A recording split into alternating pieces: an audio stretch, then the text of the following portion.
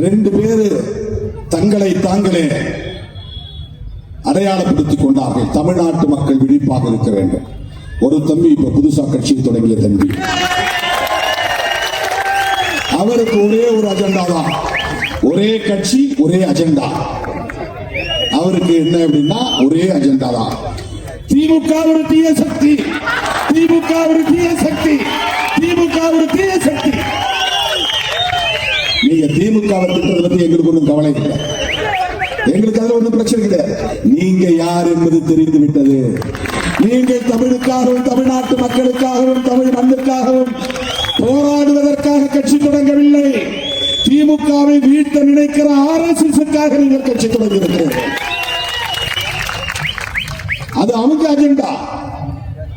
திமுக தன்னை தற்காத்துக் கொள்ள போராடும், அது வேறு. திமுகவை அழிக்க முடிந்தால் அழித்துக் கொள்ளுங்கள், அதற்கு எங்களுக்கும் சம்பந்தம் இல்லை. நாங்கள் ஒருபோதும் அதற்காக வாதாட வரமாட்டோம். எங்களுக்கு அதில் பிரச்சனை கிடையாது. எங்களுக்கு ஒரு கொள்கை இருக்கிறது. அந்த கொள்கையை நாங்கள் உயர்த்தி பிடிப்பதற்கு எங்களுக்கு சில தோழமை சக்தியை இந்த களத்திலே உண்டு. நாங்கள் பேசுகிற அரசியலை திமுகவும் பேசுகிறது, அதிலே உறுதியாக இருக்கிறது என்பதால் நாங்கள் அவர்களோடு கைகோர்த்து நிற்கிறோம். அவ்வளவுதான். நீ திமுகவை வீழ்த்துவதற்காக மட்டும் போராடவில்லை, பெரியார் அம்பேத்கர் பேசிய அரசியலையும் சேர்த்து வீழ்த்துவதற்காக போராடி கொண்டிருக்கிறீர்கள்.